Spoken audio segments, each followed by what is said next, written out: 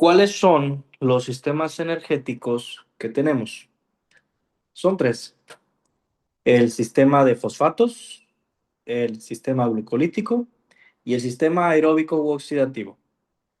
Estos permiten la resíntesis o el uso de nuevo, en este caso, del ATP.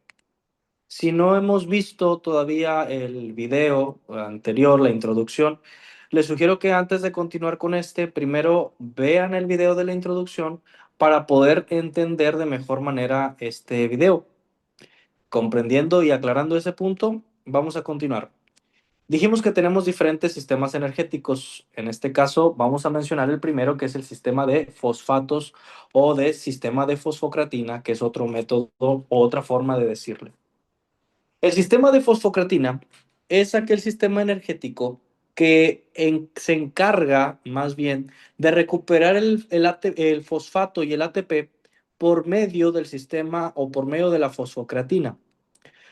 Fosfocreatina, si nosotros lo dividimos, podemos entender que está compuesto por un componente de fosfato y por un componente de creatina. O sea que son dos moléculas las cuales forman una. Un fosfato y una creatina forman la fosfocreatina. Va a llegar una enzima que se llama creatinquinasa. La creatinquinasa, perdón, la creatinquinasa lo que va a realizar, como toda enzima, va a sintetizar la fosfocreatina separándola y convirtiéndola en creatina y un fosfato. O sea, que estaban unidos. Y cuando la creatinquinasa llegó, los va a separar en creatina y fosfato. Véanlo como un Pac-Man. Un Pac-Man, si alguna vez hemos jugado este videojuego, nosotros sabemos que va comiendo circulitos, los va consumiendo.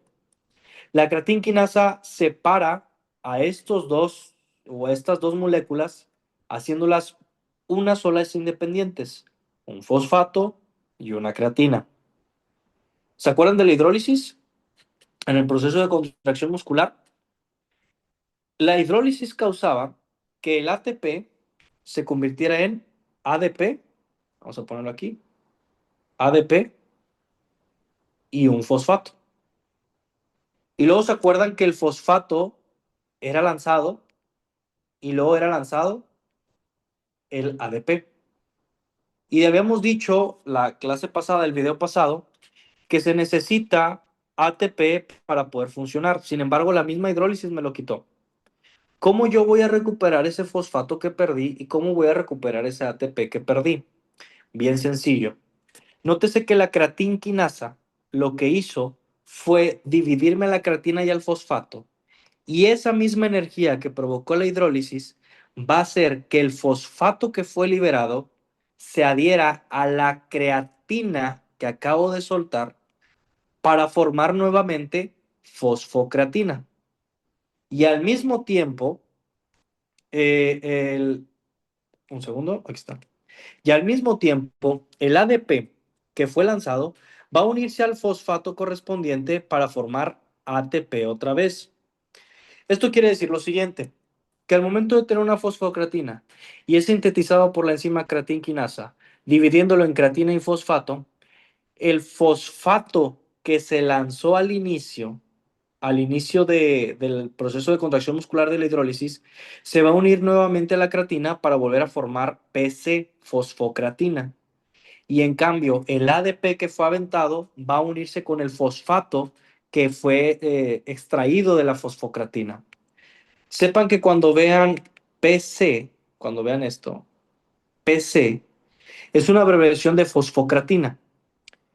Esa es una forma de poder reclutar o recuperar el fosfato y el ATP perdido por medio del sistema de fosfocreatina. Si ustedes pueden notar, es un proceso corto y rápido. Así como es corto y rápido, así como de fácil se consigue la energía, así de fácil se pierde. Porque tiene la característica de que este se agota muy rápido. Va a depender dónde lo lean, pero aproximadamente la energía suministrada por este sistema energético es de 10 segundos, 15 segundos aproximadamente durante el ejercicio. Cuando ustedes realizan, por ejemplo, o corren a toda velocidad, llega un momento donde, aunque ustedes quieran seguir corriendo a toda velocidad, su velocidad va menguando. ¿Por qué? Porque la energía suministrada por el sistema de fosfocratina, si bien es cierto es que es mucha, muy rápida, también se acaba muy rápida. Es por eso que no pueden sostener o mantener a largo plazo una energía de alta intensidad, porque el sistema de fosfocratina se acaba rápidamente.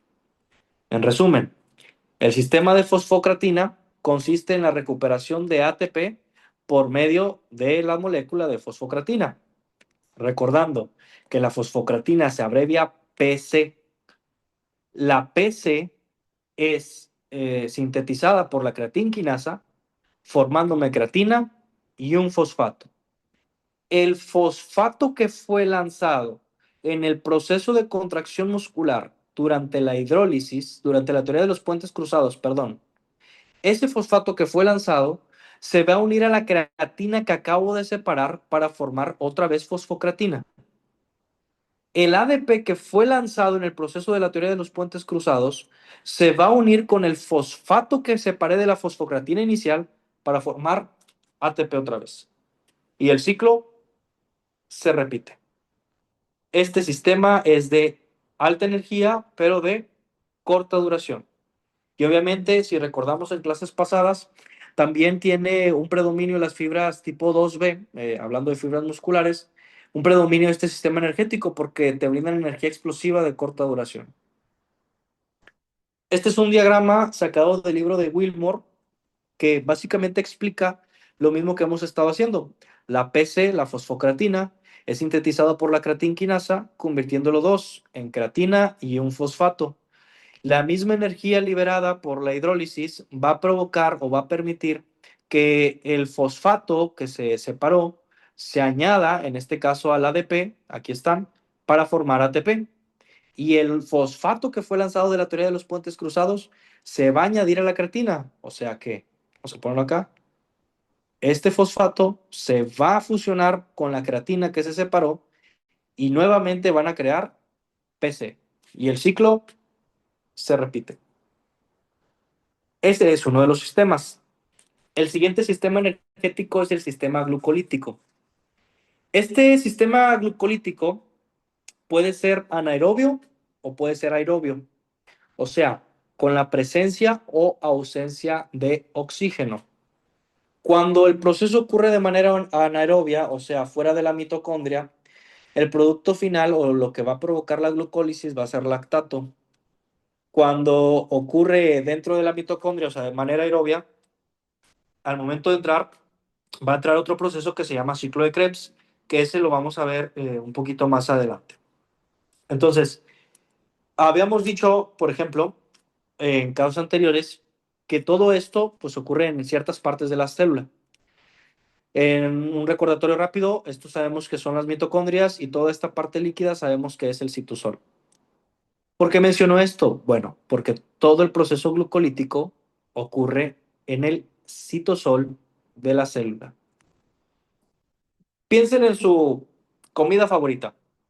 Vamos a entender un poquito de fisiología primero. Piensen en su comida favorita.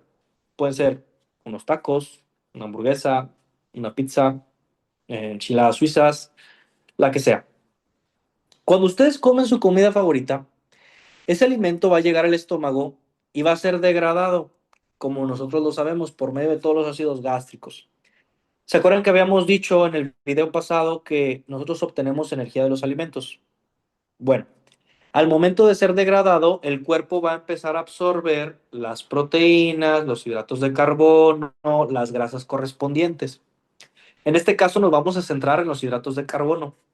Cuando este es sintetizado en su forma más simple, se va a convertir en glucosa y la glucosa va a estar en el torrente sanguíneo. Cuando la glucosa, perdón, cuando el cuerpo detecta la glucosa en el torrente sanguíneo, este órgano, conocido como páncreas, va a secretar una hormona que se llama insulina. La insulina no es más que un captador de glucosa que va a permitir redireccionarla hacia el hígado o hacia el músculo. Y recuerden ese detalle. Una vez más, llegan las moléculas de glucosa al torrente sanguíneo, el páncreas libera insulina y se va a tomar la decisión de almacenarla o de sintetizarla o de usarla. Si se decide almacenar, porque el cuerpo determina que no es necesario sintetizarla porque todavía tenemos glucosa en músculo, se va a ir al hígado. Va a ser transportada a las células del hígado, a los hepatocitos, por medio de un transportador que se llama GLUT2. Si se decide llevar al músculo, va a llegar a la fibra muscular, a la célula muscular, por medio de un transportador que se llama GLUT4. Existen diferentes tipos de GLUTs. Cada GLUT es un transportador de glucosa a un sitio en específico. En este caso nos importan el GLUT2 y el GLUT4. A saber, el GLUT2 va a los hepatocitos y el GLUT4 pues al músculo. Véanlo de la siguiente manera. Cuando ustedes, por ejemplo, compran un regalo, vamos a suponer que compran un muñeco de acción, un juguete, vamos a ponerlo aquí, vamos a poner que este es un juguete. El regalo es el juguete en sí. Sin embargo, nosotros no regalamos nada más así porque sí. Normalmente los envolvemos en una caja y esa caja es transportada, nosotros la transportamos a la persona a la que la queremos regalar y esa persona pues obviamente es feliz. ¿Cómo es esto? ¿Por qué pongo este ejemplo? Bueno, el regalo, el juguete, es la glucosa. La caja es el GLUT y la persona a la que le vamos a dar el regalo es o el hígado o el músculo. Para eso sirven los GLUTs. Y aquí vamos a hacer una pausa y comprender algunos conceptos importantes de lo que ocurre. Son conceptos que pudiesen parecer iguales, pero no lo son. No es lo mismo la glucogenólisis que la glucogenogénesis que la glucólisis. Aquí es un error. Aquí debemos de decir glucólisis. Vamos a ponerlo glucólisis. Glucólisis. Ahí está. Glucólisis. No es lo mismo la glucogenólisis, la glucogenogénesis y la glucólisis. Si bien es cierto que se parecen, son procesos fisiológicos totalmente diferentes. ¿Recuerdan este diagrama? Dijimos que se iba a tomar la decisión de almacenarlo o de sintetizarlo. Si la glucosa decide ser almacenada en el hígado, ese proceso se llama glucogenogénesis. La glucogenogénesis es el almacenamiento de glucosa, en este caso específicamente vamos a hablar en el hígado, en el hepatocito, en los hepatocitos. Va a ser por medio del transportador GLUT2. Nótese cómo el transportador GLUT2 va a transportar la glucosa al hepatocito y la glucosa tiene que ser sintetizada porque tiene que estar en su versión más sencilla. Por lo tanto, la glucosa va a pasar por un proceso de, de, de conversión, de isomerización, de fosforilación, perdónenme, el proceso se llama fosforilación, donde la glucosa se va a convertir en glucosa 6-fosfato. La conversión de glucosa a glucosa 6-fosfato se le llama fosforilación, o sea que se le van a añadir 6 fosfatos. A su vez, los 6-fosfatos, la glucosa 6-fosfato, va a pasar por una enzima que se llama isomerasa, reduciendo la glucosa a un fosfato. La glucosa 1-fosfato va a pasar por una enzima que se llama glucógeno sintetasa para convertirse en glucógeno y es ahí cuando llega a su forma de glucógeno cuando va a ser almacenada y guardada en el hígado, en los hepatocitos. La conversión de glucosa a glucógeno por medio del proceso de almacenamiento se le llama glucogenogénesis. Es la conversión de glucosa a glucógeno. Este almacenamiento, este almacenamiento va a estar ahí precisamente para cumplir funciones en específico. ¿Por qué se almacena en el hígado? ¿Por qué cumple esas funciones? Bueno, tiene diferentes funciones, pero la más importante es regular los niveles de glucemia. Quiere decir que cuando un paciente o una persona está hipoglucémica, tiene una hipoglucemia, los hepatocitos van a tener la capacidad de detectarlo y van a tomar ese glucógeno almacenado y lo van a llevar a un proceso de reconversión que se llama glucogenólisis. De nuevo, no confundamos. El proceso de almacenamiento es glucogenogénesis, cuando la glucosa es almacenada y guardada en los hepatocitos en forma de glucógeno. Sin embargo, cuando los niveles de glucemia cambian, que notamos una hipoglucemia, ese proceso va a ser reinvertido. De glucógeno va a regresar a ser glucosa y ese proceso se llama glucogenólisis. Nótese cómo una vez que ya estaba convertida en glucógeno, al pasar por la glucogenólisis, se va a convertir en glucosa 1-fosfato y por medio de la enzima fosfatasa va a provocar la división y convertirse en una molécula de glucosa y una molécula de fosfato. Esta molécula de glucosa va a estar en el torrente sanguíneo y va a ser redireccionada según el sitio que corresponda para regular los niveles de glucemia. Ahora bien, dijimos que se puede almacenar o se puede usar. Si se almacena, se llama glucogenogénesis, que va a ir al hepatocito en forma de glucógeno. Si se reinvierte el proceso porque los niveles de glucemia cambiaron, se llaman glucogenólisis. Y en el caso que necesitemos energía directamente del músculo, que necesitamos utilizar la glucosa como, como fuente energética, va a ocurrir un proceso de síntesis llamado glucólisis, que la glucólisis no es más que la descomposición de la glucosa con fines energéticos. Y dijimos que tenemos la glucólisis anaerobia y aeróbica. A partir de aquí, empiezan a haber ciertos nombres de moléculas que son un poco extraños. Algunas bibliografías utilizan términos o sinónimos. Sin embargo, los términos están sacados tanto del libro de fisiología de Chicharro como del de Wilmore. O sea, quiere decir que nosotros consumimos alimento, es captado ese alimento por medio de la insulina, es transportado por medio de los GLUTs a los hepatocitos o a la fibra muscular. Y cuando está, por ejemplo, en la fibra muscular, esa glucosa tiene que ser destruida para que nos pueda brindar ATP.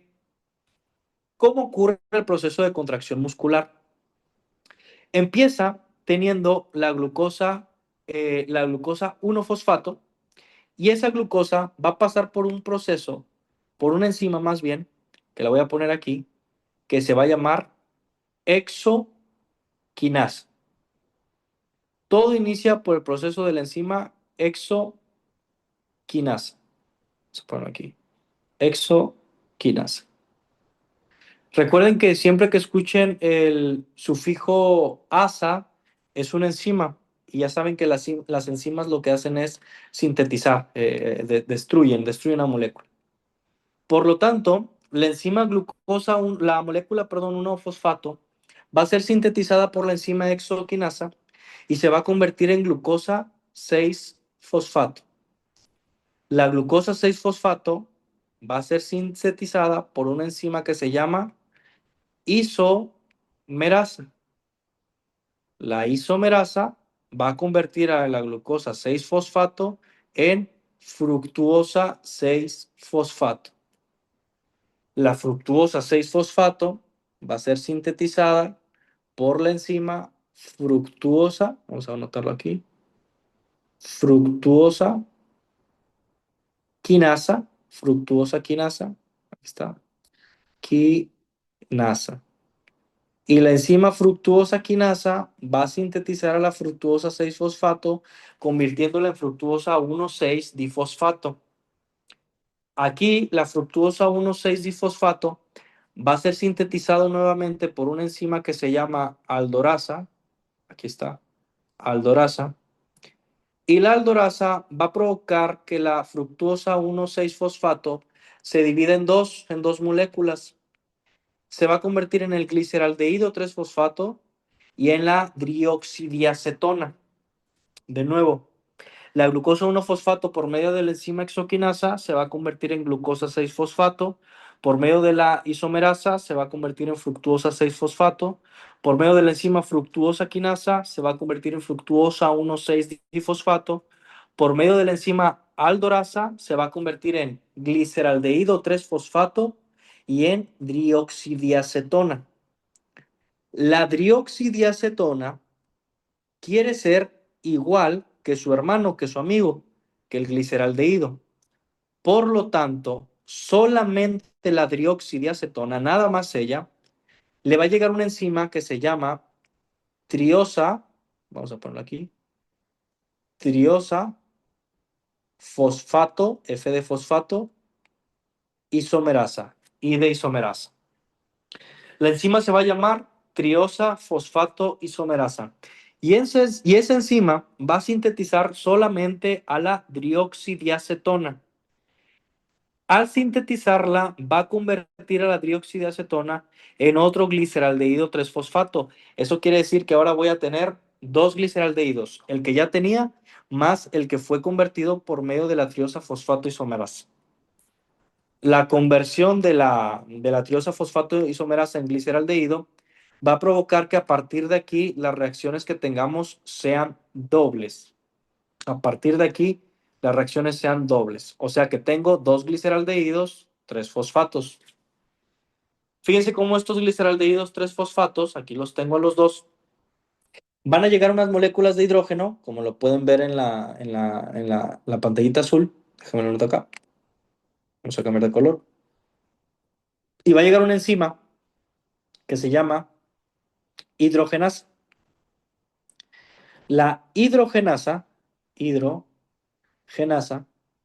va a sintetizar a los gliceraldehídos 3-fosfatos y los va a convertir en difosfogliceratos. Solo noten este detalle importante. La hidrogenasa les va a quitar unas moléculas de hidrógeno a los gliceraldehídos y se las va a dar a otra molécula que tenemos por aquí, que se llama NAD. El NAD no es más que una abreviación, un acrónimo que significa dinucleótido de adenina nicotidamida. Este dinucleótido, al ser fusionado con el hidrógeno, se va a convertir en NADH. Acuérdense de ese NAD que nos va a servir más adelante. Entonces dijimos, el gliceraldehído va a ser sintetizado por la enzima, o los gliceraldehídos más bien, van a ser sintetizados por la enzima hidrogenasa, convirtiéndolos en difosfogliceratos, 1,3 difosfogliceratos. Y esa conversión le va a quitar el hidrógeno y se lo va a dar al NAD. El NAD ahora se va a llamar NADH. Ese NADH nos va a servir más adelante. Este difosfoglicerato va a ser sintetizado a su vez por la enzima difosfoglicerato quinasa. Voy a anotarlo aquí. Difosfoglicerato quinasa. La enzima difosfoglicerato quinasa va a convertir al difosfoglicerato en fosfoglicerato.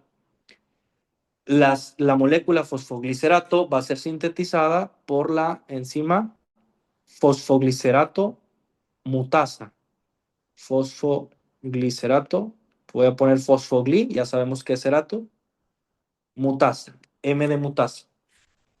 Otra vez, para no perdernos, los gliceraldehídos, 3-fosfatos, por medio de la enzima hidrogenasa, le van a dar un hidrógeno al NAD y al mismo tiempo van a convertirse en difosfogliceratos.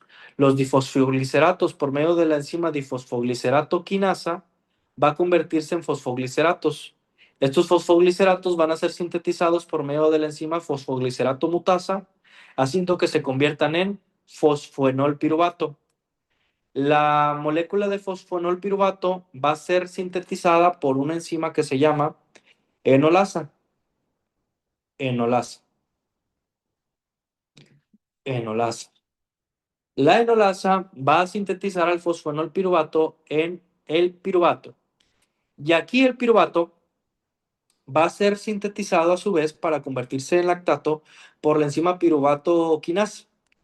Vamos a poner piruvato quinasa. El piruvato quinasa va a ser sintetizado y convertirse en lactato. ¿Se acuerdan que teníamos un NAD, el NADH? La molécula de hidrógeno que va a estar aquí va a serle dada o va a serle cedida al piruvato. Aquí lo podemos ver, fíjense cómo la molécula de hidrógeno va a ser cedida, permitiendo que ésta se pueda convertir en lactato. Por eso es importante el NAD. Al término o al llegar al lactato, involucra o indica el término del proceso fisiológico de la glucólisis anaerobia. Aquí podría terminar este proceso. Sin embargo, si la persona necesita todavía más fuente energética, entonces el piruvato, en vez de seguir a convertirse a lactato, va a tratar de entrar a la mitocondria. La entrada del lactato en la mitocondria va a dar inicio a otro sistema energético que funciona por medio del ciclo de Krebs, a saber, el sistema oxidativo. ¿Cómo es esto? Bueno, si pasamos a la siguiente diapositiva,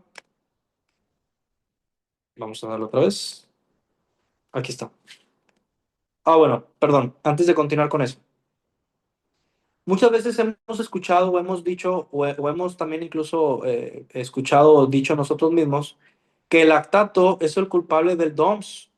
El DOMS es básicamente el dolor muscular de origen tardío o también se le conoce como agujetas.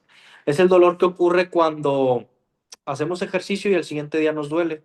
Algunas personas piensan que el lactato es culpable, pero ¿ustedes qué opinan? ¿Creen que es así? Lo cierto es que hay estudios que muestran que hay bajos niveles de lactato, incluso nulos, cuando hay presencia de DOM.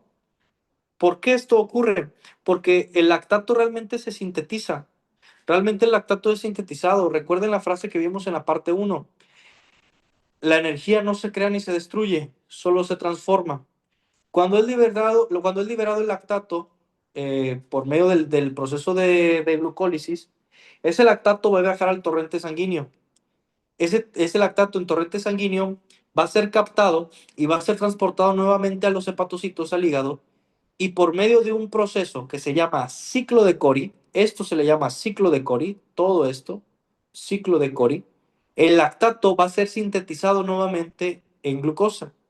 Por lo tanto, no podemos decir que el lactato es culpable del DOMS, porque incluso hay ausencia de lactato cuando hay DOMS, según algunos estudios predisponentes. Más que el lactato que sea culpable del DOMS, podemos decir que realmente el culpable podría ser las micro rupturas o microdaños que hay en la musculatura por el ejercicio.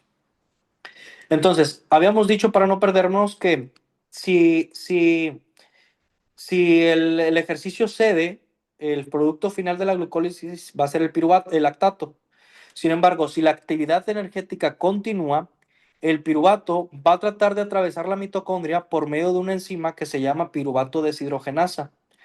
Esta enzima piruvato deshidrogenasa va a permitir convertirse, ya que atraviese la membrana de la mitocondria, que se convierta en acetil-CoA. Y el acetil-CoA va a pasar por un proceso que se llama ciclo de Krebs. El ciclo de Krebs es un proceso muy conocido que va a utilizar por medio de oxígeno sintetizar todo esto para obtener a su cambio ATP. Es un proceso en el cual no vamos a profundizar, pero hay una canción muy conocida en YouTube que les sugiero que la busquen, que la escuchen para que puedan comprender de mejor manera el ciclo de Krebs. Si ustedes escuchan la canción, pueden entenderlo de mejor manera. ¿Qué es lo importante que quiero que sepan de este ciclo? Bueno, lo importante es que cuando se acabe ese ciclo de Krebs, me va a dar varias cosas. Me va a terminar dando moléculas de hidrógeno, me va a terminar dando dióxido de carbono y me va a terminar dando oxígeno. ¿Se acuerdan del NAD, del proceso de la glucólisis? ¿Se acuerdan que tenía hidrógeno? Bueno, ¿de dónde salen todas esas moléculas de hidrógeno? Precisamente del ciclo de Krebs. El ciclo de Krebs nos va a poder brindar el hidrógeno y el oxígeno necesario, o sea, agua. Recuerden, la energía no se crea ni se destruye, solo se transforma. Todos esos residuos que van a ser lanzados por el ciclo de Krebs van a ser reutilizados en algún momento. Y es ahí donde entra la cadena de transporte de electrones. Nótese cómo las moléculas de hidrógeno que van a estar dadas por el ciclo de Krebs van a ser entradas a una cadena de electrones donde van a ser transportados y llevados específicamente al NAD o a los NAD, a las enzimas del NAD o a las enzimas del FAD, perdón. Estos van a terminar convertirse a final de cuentas o van a ser con la finalidad de convertirse en ATP o agua, que esa agua va, o ese agua va a convertirse o va a permitir los procesos hidrolíticos que hemos estado viendo fisiológicamente hablando. Entonces, ¿qué podemos decir o qué podemos concluir con esto que hemos estado hablando al respecto? Bueno, que los sistemas energéticos van a utilizar diferentes energías, por ejemplo, ácidos grasos, van a utilizar, por ejemplo, glucosa, y la glucosa, por medio de la glucólisis, en caso de ser sintetizada, va a darnos un producto que es piruvato. Ese piruvato, si necesita entrar a la mitocondria, va a convertirse en acetil-CoA y el acetil-CoA va a entrar al ciclo de Krebs para darnos dióxido de carbono, hidrógeno y oxígeno. Y a su vez, esto nos va a dar ATP para poder resintetizar toda la energía. Son temas complejos, les sugiero que vean este video varias veces para poder entenderlo y una vez que lo hayan hecho, pues podemos continuar con la última parte de esta cadena de videos.